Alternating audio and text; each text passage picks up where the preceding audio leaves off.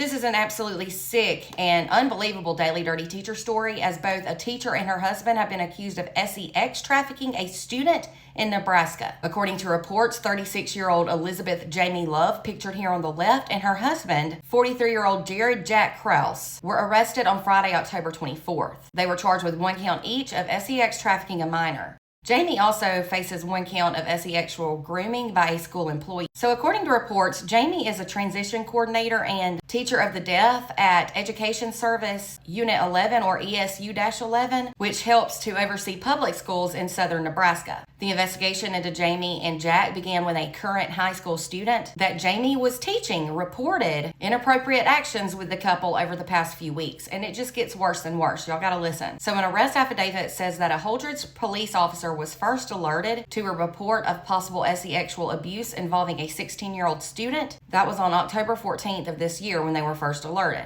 The student then had a forensic interview, and during that, she said that she had been working with Jamie ever since she was in 7th grade, and that they had developed a really close relationship, which had turned into talking about things going on in the student's life beyond the normal scope of a teacher or speech therapist and what they should be talking about with a student. The student also reportedly told investigators that at one point she had potential plans to move in with Jamie during the school week so that she could attend a different school district. It was said that the student talked to Jamie over text, Facebook Messenger, and non-school email addresses. Furthermore, the student said that in one incident of August of this year, she was in Jamie's car when Jamie was having a phone conversation with her husband, Jack. During the phone call, Jack, the husband, allegedly told Jamie he wanted to have sex with her, and Jamie later allegedly told the student that she would be willing to share Jack, her husband, with the student. Unreal. On that particular occasion, the student was actually supposed to go with Jamie that day to the state fair, but the student said that conversation made her feel so uncomfortable that she called her aunt to come get her. Then, on a different occasion, which was said to have taken place on October 11th, Jamie allegedly picked the student up from her home and took her to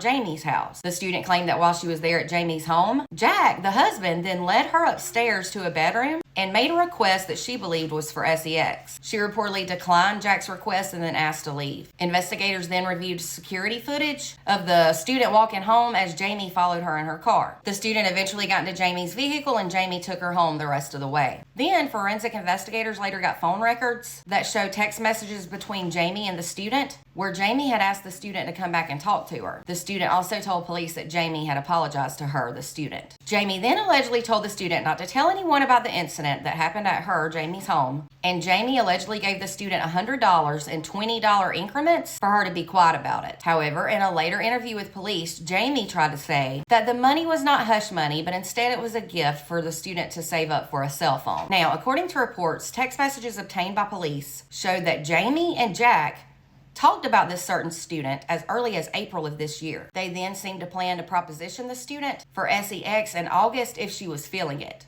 The two of them then also allegedly talked about coming up with a code phrase that would help Jamie to know if the student was interested or not. Then it was said Jamie told Jack she hopes their proposition works out, but if this student didn't want to, she would continue looking for another one. Unreal. Jack also allegedly refers to finding their person in another conversation with Jamie. He allegedly stated, "We will find the girl that appreciates us for what we are and provide. Someone who sees the value of our family and one that loves us both more than anything." I think I'm gonna puke. And listen to this. Jamie then asked Jack if they should start the paperwork for foster care. Absolutely not. He then asked Jamie, "Do you think it's time for that?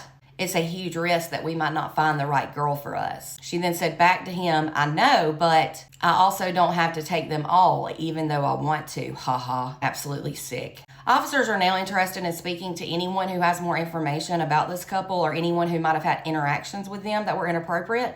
It was said the investigation is still ongoing. Anyone with additional information is asked to contact the Holdridge Police Department at 308-995-4407. Both of these pervs are being held at the Phelps County Jail on a $250,000 cash bond, and their next court appearance is scheduled for tomorrow on Monday, October 27th. If they are convicted of these sickening crimes, they could face life in prison and have to register as sex offenders for life. This is absolutely sick, and thank goodness they were caught before they had the opportunity or opportunities to abuse foster children. They deserve life in prison if this is true. Let me know your thoughts in the comments. For more true crime, be sure to follow and subscribe on YouTube.